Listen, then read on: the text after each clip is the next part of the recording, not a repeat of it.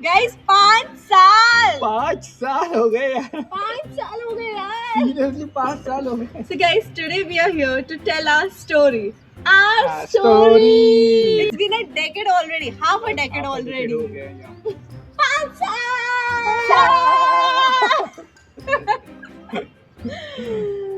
That's how our 5 साल was.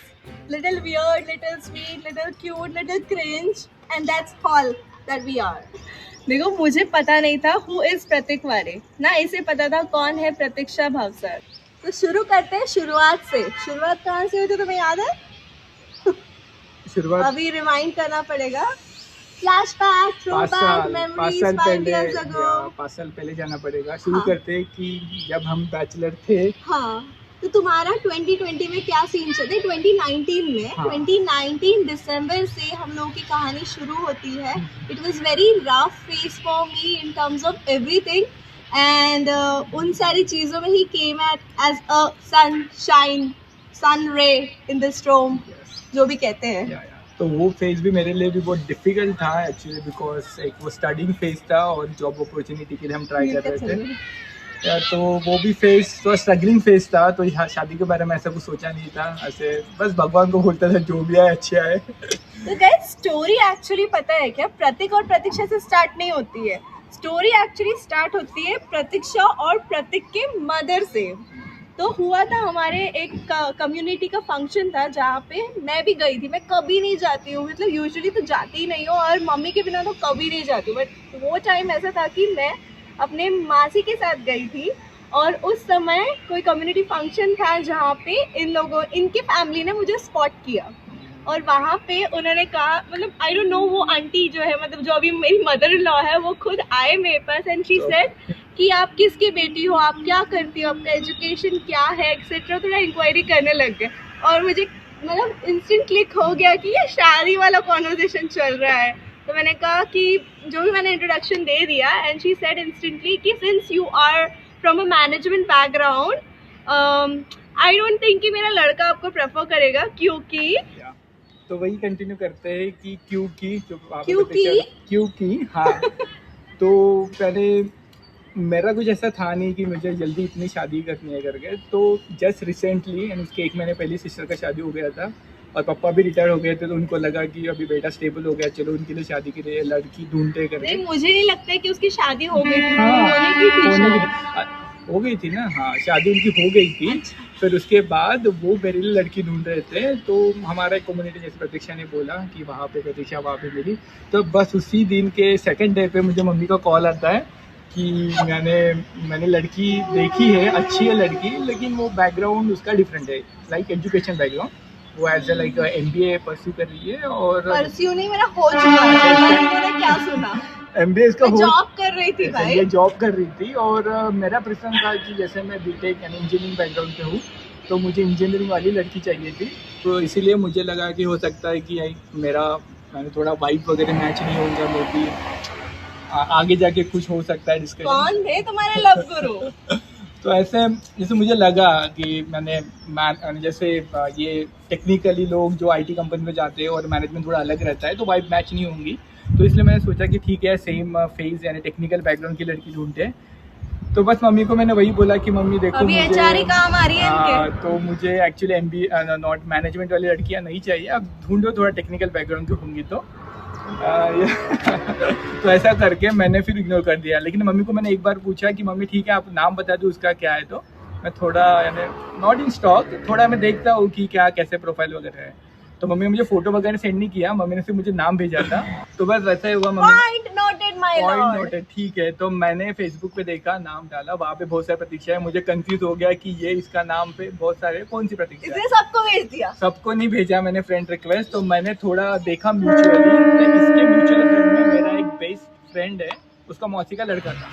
तो फिर तो वो भी सेम कॉलेज से और ये भी सेम कॉलेज से परस्यू कर रहे थे उनका मैनेजमेंट। तो मुझे लगा कि चलो ठीक है, हो सकती है ये। तो फिर मैंने खुद से फ्रेंड रिक्वेस्ट भेजी एज अ फ्रेंड करके, नॉट लाइक एनीथिंग। कौन से महीने में भेजी थी? क्योंकि मैंने I think December, November no, this is not right. हाँ। तुमने मुझे जो कॉन्वर्सेशन हुआ ना तुम्हारे मम्मी के साथ में, वो फंक्शन जो है ना वो मतलब अप्रैल में वगैरह कभी तो होता है वो फंक्शन, बट इसने मुझे तुरंत ही भेज दी थी कुछ दिनों तो में। बस मैंने देखा प्रतीक्षा कौन सी है और मेरा म्यूचुअल फ्रेंड दिखा, तो मैंने फ्रेंड रिक्वेस्ट सेंड कर दिया as a friend to just initiate the talk. तो तो अभी मैं मेरा साइड बताती हूँ कि जैसे मेरी मदर इन लॉ के साथ मेरा कॉन्वर्सेशन हो गया, उन्होंने तुरंत मुझसे आके खुद ही बात की मुझसे आकर, और फिर खुद ही बोल दिया, मतलब मुंह पे रिजेक्ट। इतना मतलब कि मेरा लड़का जो है वो नहीं, थोड़ा reject टेक्निकल नहीं बैकग्राउंड किया, देख रहा है, just- उसने कहा ऐसे अच्छा, कि टेक्निकल बैकग्राउंड देख रहे हो हम लोग, तो ठीक है, ओके, नो प्रॉब्लम, मेरा भी कोई शादी का सीन नहीं है बोल के मैं निकल गई। और फिर उन्होंने मुझे शायद उनके किसी से इंट्रोडक्शन भी कराया था, ये सब किया था, एंड उसी वही टॉपिक क्लोज हो गया। मैंने घर पे जाके मम्मी को बहुत एक्साइटेडली बताया, मम्मी फर्स्ट टाइम मेरे साथ ऐसा हुआ है कि किसी ने मुझे फंक्शन में ऐसे पूछ लिया, और फिर मैंने बोल दिया कि शादी का अभी कोई सीन नहीं है, ऐसा अभी जॉब लगा है एक्सेट्रा। तो पर उन्होंने मुझे बताया कि उनका एक लड़का है, वो बैंगलोर में करता है एक्सेट्रा, ऐसे थोड़ा बैकग्राउंड दे दिया था। तो बस शादी का कोई सीन नहीं था। उसके आगे जब हम बढ़े तो काफी सारा गैप था, मैंने फेसबुक देखा ही नहीं, इन्होंने फ्रेंड रिक्वेस्ट भी सेंड कर दिया था, और फिर मैंने जस्ट हमेशा मुझे पॉपअप आता था, हाय हाय हाय, कौन भेजता था। लेकिन ये कंफ्यूज थी कि ये प्रतीक है कौन, ठीक है, क्योंकि इसके पास वाला भी और कोई नहीं, प्रतीक एक्चुअली था क्या है ना, तो ये जो भी सरनेम है ना, वो सरनेम ऑलरेडी मेरे बैकग्राउंड में था, फैमिली बैकग्राउंड में, जिसकी वजह से मैं थोड़ा कंफ्यूज हो गई, मुझे लगा कि होगा कोई म्यूचुअल कोई, तो मैंने एक्सेप्ट कर लिया in good faith of somebody, क्योंकि मेरे भाई के रिलेशन में कोई तो था वैसे, तो मैंने गुड फेथ में ले लिया। तो मैंने But भी मैं गुड फंस गई। मैंने भी गुड फेथ में उसको फ्रेंड रिक्वेस्ट सेंड किया। हाँ, इनका कोई गुड फेथ नहीं था। ठीक है, फाइन है, तो एक्सेप्ट क्यों किया, ठीक है, एक्सेप्ट तो कर लिया इसने, लेकिन जब मेरा बर्थडे था 3 दिसंबर को तो आई थिंक मुझे लगता है कि मैंने इनिशिएटिव किया, राइट, आपको मैसेज सेंड करना। हाँ, तो इन्होंने मुझे hi hello how are you अभी ठीक है, तो मैंने उसको मैसेज करना चालू किया कि हाय प्रतीक्षा करके, ऐसा रिप्लाई आया। हाँ, तो मुझे लगता है कि रिप्लाई, इसे 3 से 4 महीने तो शायद मैसेज आया, रुकिए, बीच बीच में ऑन एंड ऑफ, रोज नहीं, लेकिन कभी जब याद आई तब। रोज मैं उसको हाई नहीं करता था, बस एक ही बार मैंने हाई किया, उसका 1 वीक के गैप मैंने देखा कि रीड भी नहीं किया है, तो फिर उसके बाद और एक बार हाई किया, तो फिर उसके बाद आई थिंक आपने मैसेज रीड किया, फिर वहाँ से हमारा बातें करना चालू हुआ। तो प्रतीक अरे यार ये नहीं हो रही है, 3 से 4 महीने इन्होंने मुझे हाय हेलो ये सब बोला। उसके बाद में मैं फेसबुक पे पढ़ा रहता था, क्योंकि मैं उस जोन में थी नहीं, और उसके बाद में फिर मुझे घर से पता चला कि कोई इसी नाम के व्यक्ति का मैरिज प्रपोजल आया है मुझे, और फिर मुझे क्लिक हुआ कि अच्छा ये है, इसलिए वो स्टोरी लिखी, ये बंदा वही है जिसका मैरिज प्रपोजल आया। मैंने मैसेज का देखना ही छोड़ दिया, फेसबुक खोलना ही छोड़ दिया। नहीं, ऐसा कुछ नहीं हुआ। हाँ, मुझे रिप्लाई आया था आपसे प्रतीक्षा। रिप्लाई कब आया, जब ये कंटिन्यूअस मैसेज चल रहे थे, और मैंने एक दिन आपने बहुत बोला बोर हो रही Facebook थी बंद कर मैं, तो मैंने फेसबुक खोला, मैं कभी नहीं खोलती हूँ, फिर उस दिन मैंने खोला और फिर मैं देखा तो मुझे दिखा कि यार इस बंदे का बर्थडे है। हाँ, सही बात इसलिए है। मैंने रिप्लाई किया फिर था। इसने मुझे तो इस बंदे का बर्थडे इसने देखा, वही तो मेरा बर्थडे था, तो दोस्तों के साथ मूवी देखने के लिए गया था, तो जैसे मैंने मोबाइल ओपन किया तो मुझे देखा फेसबुक पे कुछ मैसेज आया, तो जनरली मुझे मैसेजेस फेसबुक पे आते नहीं है, और मैं इतना सरप्राइज यानी शॉक हो गया कि वो मैसेज प्रतीक्षा का मुझे आया था कि यार विश यू हैप्पी बर्थडे प्रतीक करके। तो जस्ट मूवी देख के बाहर आया, तो मैंने सोचा कि चलो यार पहले रिप्लाई करता हूँ क्योंकि जब भी मैं मैसेज करता हूँ प्रतीक्षा रिप्लाई नहीं करती है, तो या बर्थडे के लिए विश किया था, तो मैंने रिप्लाई किया थैंक यू प्रतीक्षा करके। फिर वहाँ से हमारा थोड़ा बातें करना चालू हुआ। उसके बाद मैं जब भी मैसेज करता था प्रतीक्षा मुझे रिप्लाई करती थी, तो मुझे भी अच्छा लगता था। ये बंदे ने क्लोज कॉन्वर्सेशन रखे ही नहीं, हमेशा ओपन कॉन्वर्सेशन, एक मैसेज का रिप्लाई 2 दिन बाद, 2 दिन बाद के 4 दिन बाद, मतलब उसने कभी कॉन्वर्सेशन बंद ही नहीं किया। तो गाइस हम लोगों का थ्रू आउट जो है ना, ये December 3 से स्टार्ट हुआ, मतलब December 3 तो वैसे हमारी मीटिंग एनिवर्सरी नहीं, हमारी फर्स्ट कॉन्वर्सेशन हुई है, तो December 3 इसका बर्थडे भी था। तुमने रिप्लाई दिया इसलिए वो फर्स्ट हुआ, मैंने तो पहले से स्टार्ट कर दिया। अगर रिप्लाई म्यूचुअल था ना, फिर मैंने भी रिप्लाई कर दिया, तो that's how it started guys. December 3 his birthday was beginning of our story। Guys story continue करते हैं जहाँ पे हम लोगों की बात शुरू हुई थी। क्या अभी धागे अटक ही गए एक दूसरे से, बाल अटक रहे हैं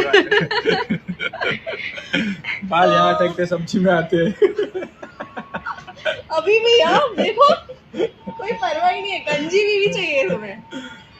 तो ठीक है। तो फिर उसके बाद जब मैंने बोला कि इसने विश किया मुझे, फिर वहाँ से थोड़ा मैसेजिंग वगैरह बातें करना चालू हो गया। तो मैंने एज अ फ्रेंडली इससे पूछा कि थ्रू आउट हम लोगों का पूरा हाँ। जनवरी तक के फ्रेंड जोन ही चल रहा था। वैसे वीडियो के शुरू से बोलते हैं कि हम बहुत अच्छे फ्रेंड हो गए थे।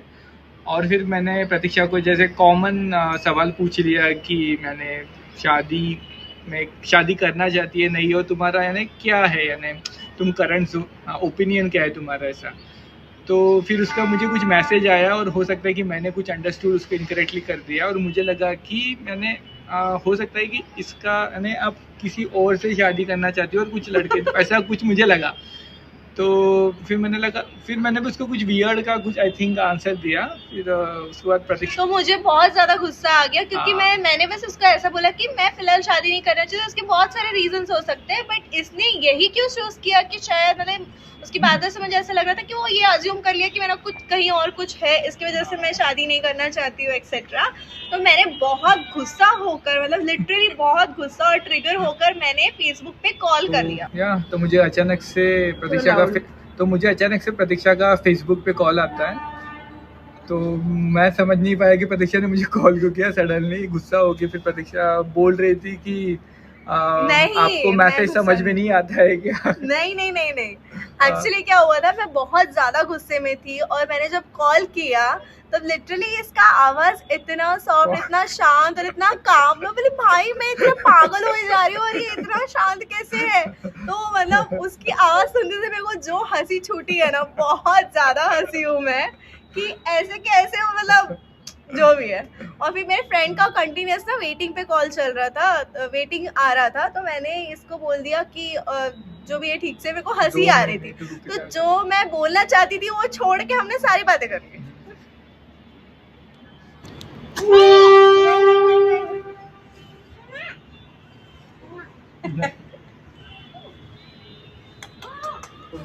तो उसके बाद प्रतीक्षा ने बोला कि उसका फ्रेंड वेटिंग पे था। तो मैंने लगा चल ठीक है, वेटिंग पे तो उससे बात कर ले, बाद में मुझसे बात करना। तो फिर वहाँ पे हमारा कन्वर्सेशन खत्म हो गया। फिर उसके बाद नेक्स्ट टाइम और हमारा थोड़ा चैट हुआ फेसबुक पे। फिर हम और एक बार फेसबुक पे बात हुआ हमारा। रोज बात नहीं करते, ये बंदा 9 के ऊपर तो जगता नहीं था। हाँ, नॉर्मल बात नहीं करते थे क्योंकि कंपनी इधर उधर थोड़ा कंटिन्यूएशन में नहीं रहता था। आज मैं अगर कुछ मैसेज कर रही हूँ तो ये और 2 दिन बाद रिप्लाई दे रहा है, ऐसे इर्रेगुलर। क्योंकि हम लोग इतना बहुत कैजुअल फ्रेंड्स थे, बहुत कैजुअल फ्रेंड्स थे। लेकिन हमको एक बात पता था कि हम दोनों व्हाट्सएप पे हैं और व्हाट्सएप भी हमेशा यूज करते हैं। मैं भी यूज करता था फेसबुक के अलावा। तो हमने सोचा कि चल एक्सचेंज है नंबर। फिर हमने नंबर एक्सचेंज किया। फिर नंबर एक्सचेंज होने के बाद हमारा मोबाइल पे बातें चालू करता हुआ। फिर उसके बाद मैं बैचलर टाइप झगड़ा था। तो शायद ऐसा कुछ हुआ था कि मतलब मैं फेसबुक पे इतना एक्टिव नहीं रहती थी और जो भी है, इसकी वजह से इसने कहा था कि तू मुझे नंबर दे दे और मैंने दे भी दिया, पता नहीं। तो बस वही था कि फेसबुक पे मैं भी उतना एक्टिव नहीं था, प्रतीक्षा भी उतना एक्टिव नहीं थी। 3 महीने से तो बहुत एक्टिव चल रहा था। लेकिन प्रतीक्षा रिप्लाई नहीं करती थी। तो सोचा कि चलो व्हाट्सएप पे बात करते हैं। तो फिर प्रतीक्षा उठ के चली गई यहाँ से। बंद तो ठीक है, एक काम ही सांगू शकतो ठीक है, सांगू तो या प्रतीक्षा ब्रेक के लिए चली गई। तो हमने सोचा चलो व्हाट्सएप पे चालू करते हैं। तो व्हाट्सएप पे हमारा बात करना चालू किया। जैसे हमने स्टार्टिंग से बोला कि हम प्योर फ्रेंड थे, तो हमारा जो कॉन्वर्सेशन था वो एज अ फ्रेंड करके चल रहा था। लेकिन पता नहीं यार, प्रतीक्षा मैंने मिलने के लिए जाती थी, जैसे किसी का रिश्ता आया तो मिलने के लिए जाना पड़ता है। तो प्रतीक्षा वहाँ पे मिलने के लिए जाती थी और मेरे अलावा 2-3 लड़के से बात करके भी आती थी और उनकी चुगलियाँ मुझे बताती थी कि ये लड़का ऐसा है, इसकी हाइट छोटी है, मुझे वाइट मैच नहीं होती और कल मैं दूसरे लड़कों को देखने के लिए जा रही हूँ। तो मुझे बोलती थी कि मुझे शादी नहीं करना और मेरे अलावा 3-4 लड़कों को मिलने के लिए जाती थी। 2 ही लड़के देखे, उनसे एक से तो मैं मिलने गई, तो मैं वो भी फीडबैक ऐसे बताई। और उसके बाद में फिर मैंने सेकंड बॉय से भी मिलने गई। वहाँ से मेरे फ्रेंड्स के साथ नाइट आउट था, जहाँ पे मैंने इसको बहुत सारी चुगलियाँ की कि ऐसा हो गया वैसा हो गया, सारी चीज़ें बता दी। फिर मैं कुछ काम था, मुझे स्पीकर पे लगा दिया। मेरे फ्रेंड्स ने सुन लिया कि ये कौन सा लड़का है, किससे बात कर रही है, तेरा कौन सा लड़का फ्रेंड है वगैरह। तो फिर उन्होंने बोला, मैंने उसको एक्सप्लेन किया कि ऐसा ऐसा सीन है, फैमिली फ्रेंड है, शादी का प्रपोजल है, but we are in completely friend zone, friendly बात करते हैं, ऑन एंड ऑफ चलता है। अभी इतने में थोड़ा कॉन्वर्सेशन बढ़ रहा था हमारा। मेरे फ्रेंड्स ने मुझे जो हिट किया ना कि भाई this is the guy you should Mary, तू कैसी बुरी लड़की है, तू ना गिल्ट में डाल दिया मुझे। कैसी लड़की है तू, मतलब क्या बोले। एक लड़का है जो तुझसे शादी करना चाहता है, जो इतने महीने से तुझे चेज कर रहा है, अप्रोच कर रहा है कि तू उसकी फ्रेंड बन जाए। जब तूने उसको बोला कि तू शादी के लिए रेडी नहीं है तो बंदा मान गया, ओके लेट्स बी फ्रेंड्स, और तू उसके सामने 2-3 लड़के घुमा रही नहीं, देख रही हो आउट ऑफ फैमिलीज रिस्पेक्ट। हालांकि इन दी एंड उनको रिजेक्ट ही किया। उसके बाद में ये सेड नहीं यार क्या लड़का है, क्या पेशेंस है, एक्सेट्रा एक्सेट्रा, पूरा सीन बना दिया।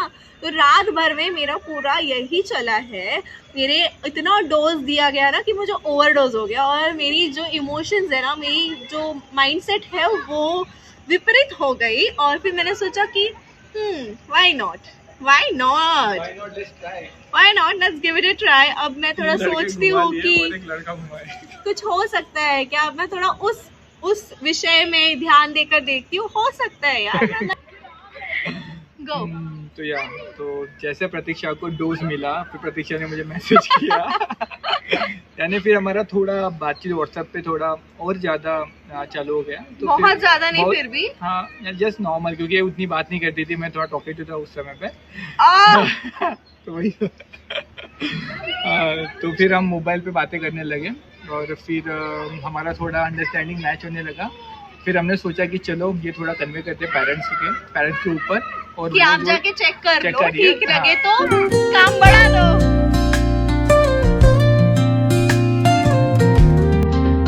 Hey guys, so we are back with our story. तो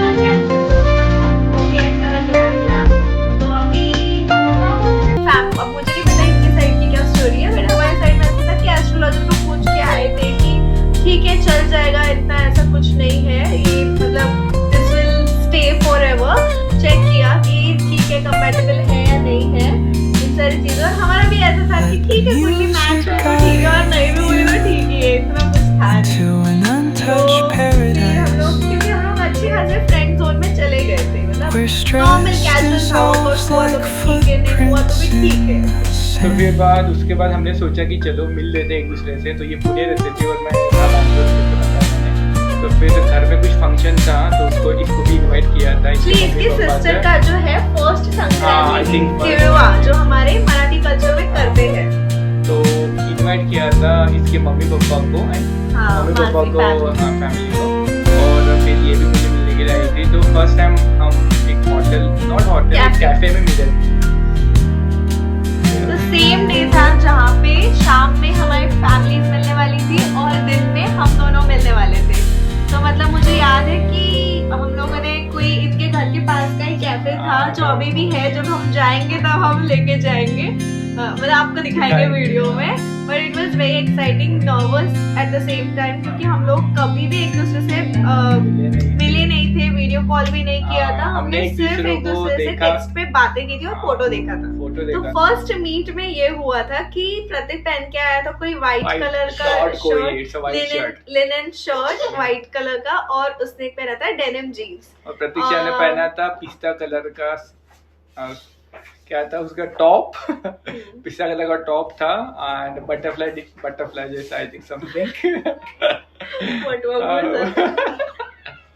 हाँ, लेकिन बहुत प्रीटी दिख रही थी। मैंने फर्स्ट टाइम ही देखा तो नीचे से, एक्चुअली वो स्टेयर्स थे ऊपर और ये नीचे से मुझे देख रहे थे। हाँ, तो ये मेरे से पहले आगे बैठ गई और मैं थोड़ा कंफ्यूज हो गया। तो मुझे इस कैफे में जाना था, तो मैं लेफ्ट वाले कैफे में चला गया। इतना नर्वस आ गया था गाइस कि वो इधर से जाओ उधर से जाओ के चक्कर में उनको समझ नहीं आया वो गलत तरफ से गया। मैं वेट कर रही हूं जहाँ पे ये बैठी हुई थी।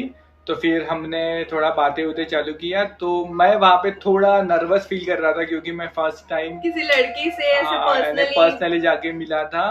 तो मुझे तो बहुत आदत है। हाँ, तो पता है ना, मेरे से पहले 4 लड़के तो आप देख के आई थी। 4 नहीं है, 2 है, डबल कैसे हो गए? ठीक है, 5 साल हो गए ना, फिर बीच में डबल हो गए तो तो इसलिए ये फुल कॉन्फिडेंस में थी। लेकिन मैं थोड़ा नर्वस था कि अकेले लड़की से मिलने कैफे में जाना, ऐसे मैं जनरल नहीं करता था। तो थोड़ा नर्वस मैं फील कर रहा था। इमेजिन, इसने अपने दीदी जीजू को भेजा था फर्स्ट मीट पे, जहाँ पे लड़की अकेले मिलने गई है। इसने दीदी जीजू को भेजा और बोल रहा है कि ये नर्वस हुआ है। नर्वस तो मुझे होना चाहिए ना। फर्स्ट मीट में दीदी जीजू को भेज दिया। तो हमारा पूरा बातें हो गया, हम एक डिसीजन पे आ गए। इसके बाद दीदी और जीजू को बुलाया, मजा आया। तो अभी बात चल रही थी कि हमारे कैफे मीटअप की, सेंटर किया है मैंने अच्छे से। मजा एक हाथ चल रहा है। ओके तो गाइस बात यहाँ तक थी, राइट। तो कैफे में तो मजा आया। हम लोग एक्चुअली सुबह से निकले थे, मतलब 10-11 करीब कुछ तो, और बातें करते करते करते करते क्या कितना टाइम हो गया हमको खुद को नहीं समझ आया। और इनके घर पे फंक्शन था, तो इनके घर वाले परेशान हो गए कि क्यों नहीं आए अब तक के, और इनको फोन पे पापा मुझे कॉल कर रहे हैं कि कितना टाइम लगा आने के लिए। मतलब खाना खाने घर आ, डेकोरेशन करने घर आ, डेकोरेशन वगैरह हो गया था, खाने के लिए रुके थे, तो कितना टाइम लगेगा ऐसे पापा पूछ रहे थे। मैंने बोला हाँ पापा बस हो ही गया है, अभी बस निकल ही रहे करके।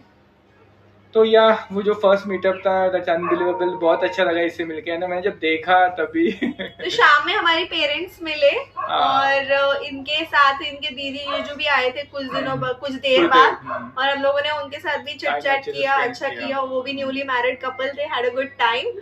उसके बाद हम लोग अपने अपने रास्ते चले गए वापस में। फैमिलीज डिसाइड कर रहे थे कि ठीक है नहीं ठीक है जो भी है, फैमिलीज पे सौंप दिया। ये हो गया हमारा कैफे का मैटर। फिर के उसके बाद प्रतीक्षा अपने घर और मैं चला गया घर पे।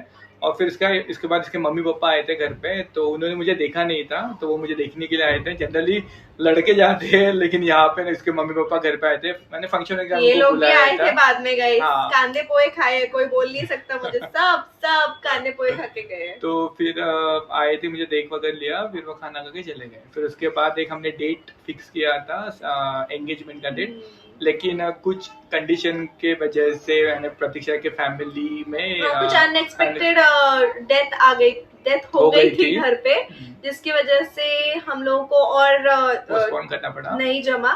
उसके बाद में वो डेट जब स्किप हो गई, उसके बाद क्या हुआ, कोविड हो गया था गाइस। हमें नहीं, कोविड आ गया था हमारे एंगेजमेंट के बीच और हमारे शादी के पहले कोविड आ गया था।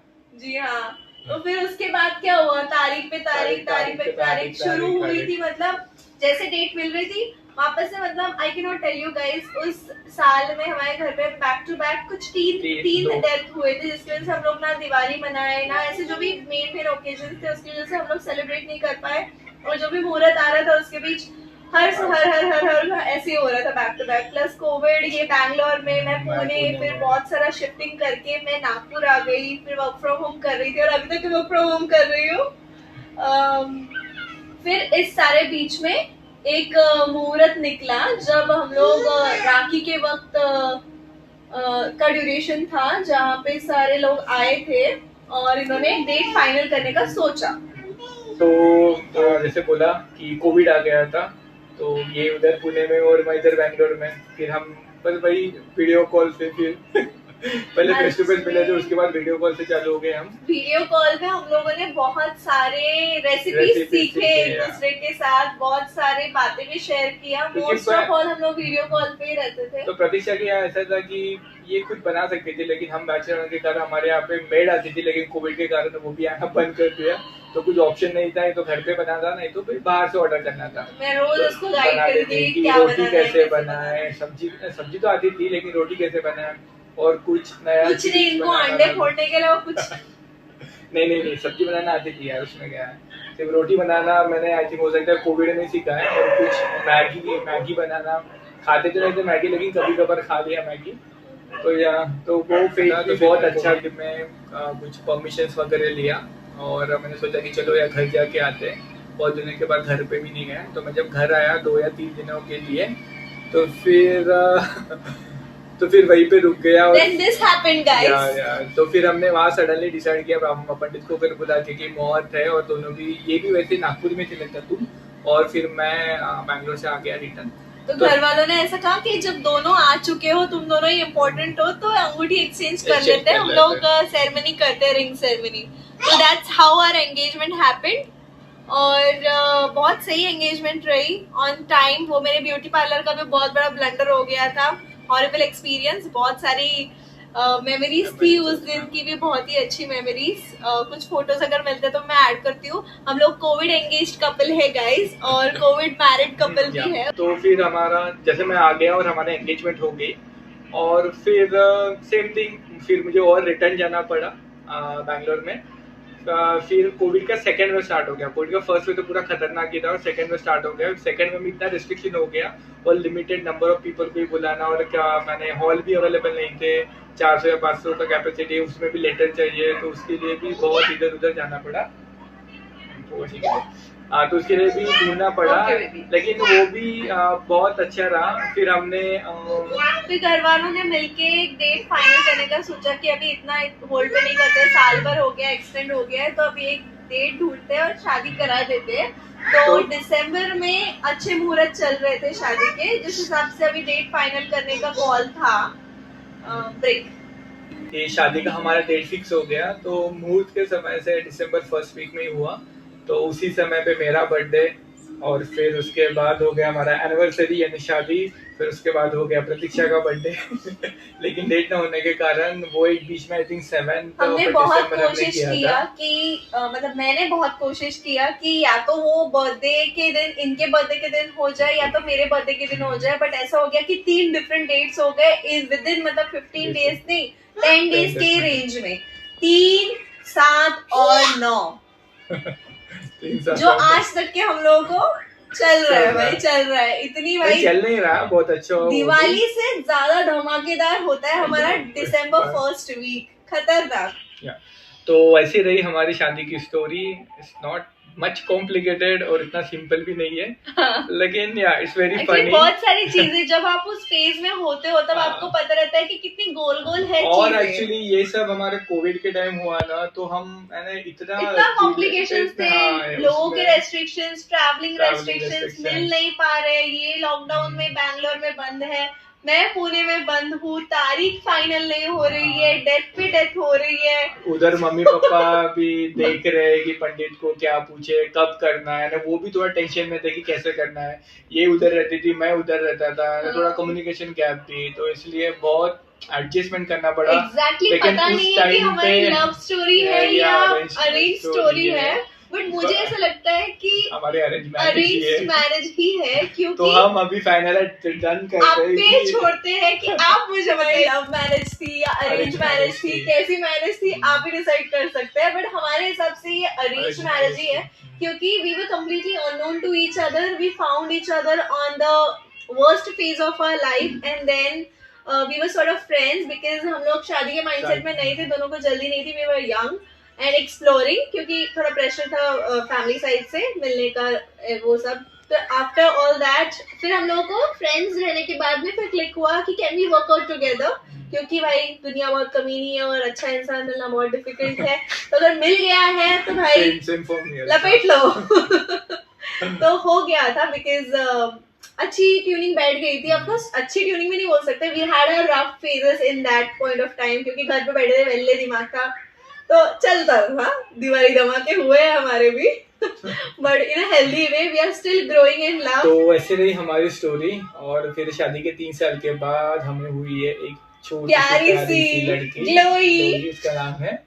तो हमें थोड़ा हिंट मिला था, माने ज्योतिष बोलो, एस्ट्रोलॉजी बोलो या कोई पंडित बोलो, घर वाले मानते तो हम लोग गए थे, तो हमें बोला कि यार तुमको पहली लड़की होंगी और वो भी बहुत भाग्यशाली रहेंगी, और उसके बाद कंटिन्यूस हमको यही इशारे मिल रहे थे कि बेबी गर्ल ही होने वाली है। आप चिलकुर बालाजी की स्टोरी बताना चाहोगे क्विकली? या तो यहाँ पे एक फेमस टेम्पल है हैदराबाद, चिलकुर बालाजी, उसको वीजा बालाजी भी बोलते हैं। तो व्लॉग्स देखे होंगे आपने। तो वहाँ पे हम गए थे, तो दर्शन वगैरह होने के बाद जब हम रिटर्न आ रहे थे, तो वहाँ पे कुछ शॉप्स वगैरह थे, तो वहाँ पे जस्ट कुछ लेने के लिए, तो प्रतीक्षा ने वहाँ पे आई थिंक एक डिफरेंट कलर की डॉल पसंद किया था। तो हम लोग वहाँ पे गए थे क्योंकि वहाँ पे मन्नत मांगी जाती है, और हम लोग क्योंकि 3 साल हो गए थे, तो हमने सोचा कि फैमिली और वो सब भी बोल रहे थे कि you should start thinking, you planning your family etc. 2 से 3 हो जाए, क्योंकि शादी के साल को भी 3 साल होने वाले थे।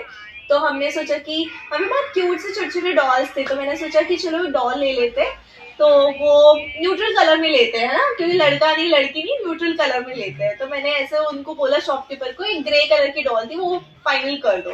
देन जब हम लोग घर पे गए, सरप्राइजिंगली वो पिंक कलर की निकली, ब्लू कलर भी था, पिंक कलर भी था एंड ग्रेइश कलर भी था। तो मैंने ग्रे कलर लिया पर्पसली, बट अननोइंगली वो मेरे पास ग्रे वाली नहीं आई और पिंक कलर की आ गई। तो दैट वाज वो हो सेकंड गया ये साइन। बेबी गर्ल के लिए। और थर्ड टाइम की बेबी शॉवर के लिए, तो बेबी शॉवर के टाइम हमने थीम रखा था। हमने कुछ रुक्माई, विट्ठल और रुक्माई का थीम रखा था, और कुछ लाडू और पेड़ा का भी रहता है, तो वहां पे उठाना पड़ता है लाडू और पेड़ा। तो हमारे हाथ से यानी वो ये बर्फी से लाडू पेड़ा है, उसमें भी वहां पे रुक्माई निकली, और हमने बेबी का कैरियर मंगवाया था, और वहां पे भी हमको पिंकी निकला। तो ये 4 चीजों की वजह से हमको प्रेडिक्ट हो गया कि बेबी गर्ल ही होने वाला है। जस्ट और डिलीवरी के एक दिन पहले इसने मुझे आखिरी बार पूछा, प्रतीक्षा व्हाट डू यू थिंक? तो प्रतीक्षा ने बोला कि उसको लड़का होने वाला है, वो प्रेडिक्ट कर रही थी, लेकिन मुझे लगा कि लड़की होने वाली है, और एट द लास्ट एक लोई सी प्यारी सी लड़की हुई। यस गाइस, तो आजकल वो ट्रेंड चल रहा है ना कि एक बार बात कर लेती हूँ क्या ही हो जाएगा, तो मेरे केस में ऐसा है, एक बार इसके मैसेज का रिप्लाई कर ही देती हूँ क्या ही हो जाएगा। क्या क्या हो गया गाइस, 5 साल हो गए हमारी शादी को। भी बहुत अच्छे रहेंगे।